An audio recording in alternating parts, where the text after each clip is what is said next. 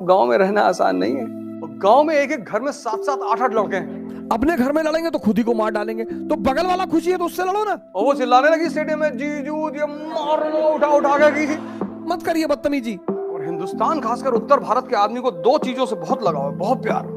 किसी भी घर को अगर महान बनना है उसका एक ही सूत्र है,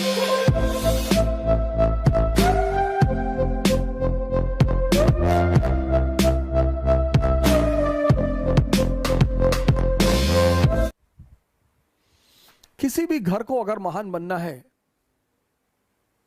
किसी भी राष्ट्र को अगर महान बनना है, किसी भी समाज को अगर महान बनना है,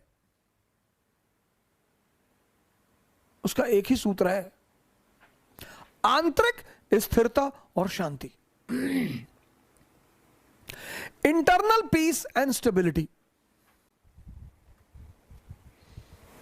इसलिए जो बहुत समझदार मां बाप हैं, मिडिल क्लास मां बाप यूपी बिहार में, उन्होंने अपने बच्चों को बाहर भेज दिया, चाहे खेत भेजना पड़े, क्योंकि वो जानते हैं कि अगर वो वहां घर पे रहेंगे, सामंतवादी इलाके हैं ये, यूपी बिहार सामंतवादी इलाका है, यहां आप खुराफात मत करिए, मत करिए बदतमीजी, मत करिए। यूपी और बिहार में आप दो ही शर्तों पे रह सकते हैं, या तो आपके घर में एक अच्छा सा अपराधी है, 4-5 लोगों का सर काट के लाया है, तो आप आराम से रहेंगे, सुकून से रहेंगे, या आपके घर में कोई सिविल सर्वेंट है या नेता है अच्छे स्तर का, वरना आप नहीं रह पाएंगे। जो लोग कहते हैं भैया हम तो बदतमीजी करते नहीं, फिर हमारे साथ होगी। आप गांव में चले जाइए, एक दिन के लिए गांव बहुत अच्छे हैं, 2 दिन के लिए गांव बहुत अच्छे हैं, तीसरे दिन ना रह पाएंगे। और जिनको शहर की शांति मिल चुकी है, शहर में फ्लैटों में अगल बगल वाले एक दूसरे से बात नहीं करते, कभी कभार once in a blue moon सामने वाला फ्लैट वाला निकल आया, good morning good morning, how are you, खत्म खत्म। इस दिल्ली जैसे मेट्रोपोलिस में, मुंबई में बहुत लोगों को बड़ी शांति मिल गई। परिवार है, बच्चे हैं, सैटरडे संडे को वीवीआर चले गए, अभी लॉकडाउन में थोड़ा दिक्कत चल रहा है तो कोई बात नहीं, घर ही में अपना खाना पीना बना लिए, नाच गा रहे हैं, खुशी से हैं गांव में। और उसकी वजह क्या है? जनसंख्या। एक एक घर में 10-10 12-12 लोग हैं, एम्प्लॉयमेंट है नहीं, आय का स्रोत है नहीं। अपने घर में लड़ेंगे तो खुद ही को मार डालेंगे, तो बगल वाला खुशी है तो उससे लड़ो ना। बहुत चुनौतीपूर्ण है इस वक्त इन स्टेटों में सरवाइव करना। वैसे तो सारी जगह चुनौतीपूर्ण है, यहां परसेंटेज ज्यादा है। यूपी में किसी की 1 इंच जमीन लेके देखिए, और यूपी की जमीन गंगा द्वाब की, पूर्वांचल, इतनी फर्टाइल जमीन, इतनी, लोहा फेंको AK-47 बाहर निकले।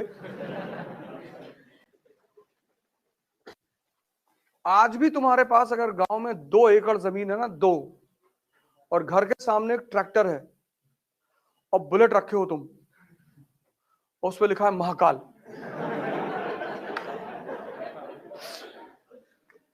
तो तुम्हारी स्टेटस चौधरी की है अपने इलाके में। और हिंदुस्तान खासकर उत्तर भारत के आदमी को 2 चीजों से बहुत लगाव है, बहुत प्यार। एक तो अपनी जमीन से, और दूसरा अपनी ससुराल से। वो शिखर धवन खेल रहा था ना ऑस्ट्रेलिया में, मारा जा रहा था उठा उठा के मेलबोर्न में, ऑस्ट्रेलिया से बोला कि तो क्या हो गया यार, उसकी ससुराल है मेलबोर्न में, उसकी वाइफ आई हुई थी, और वाइफ के साथ उसकी दोस्तें आई हुई थी, सालियां आई हुई थी, और वो चिल्लाने लगी स्टेडियम में, जीजू ये मार लो, उठा उठा के की। ऑस्ट्रेलिया वालों ने कहा भाई साहब अगला मैच मेलबोर्न में खेलना ही नहीं है। 2 चीज से बहुत लगाव है, जमीन और ससुराल। जमीन नहीं दे सकते, इसलिए बहुत सारे लोग जो गांव में शहरों में सेटल हो गए, दिल्ली में, मुंबई में, कहे भैया हम गांव की जमीन बेच दिए, और तुम्हारे पास कोई ऑप्शन नहीं है। गांव का सोशल स्ट्रक्चर और शहर का सोशल स्ट्रक्चर बहुत अलग है। शहर में लोगों का एक बच्चा है, तो इंग्लिश मीडियम में पढ़ा रहे हैं, मैरीलैंड स्कूल, वही मैगी एगी खा के बड़ा हो रहा है। और गांव में एक एक घर में 7-7, 8-8 लड़के हैं,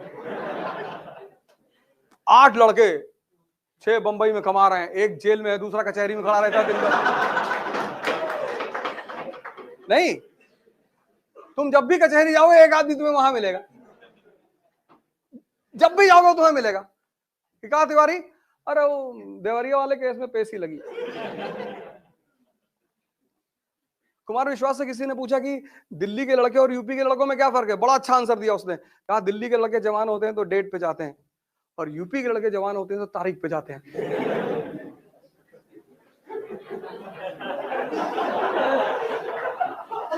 कुमार विश्वास ने बताया था कि दिल्ली में जो लड़के जवान होते हैं तो डेट पे जाते हैं, और यूपी में लड़के जवान होते हैं तारीख पे।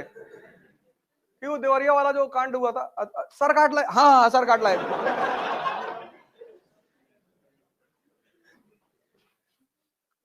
वैसे अब गांव में रहना आसान नहीं है, बहुत डेंजरस है।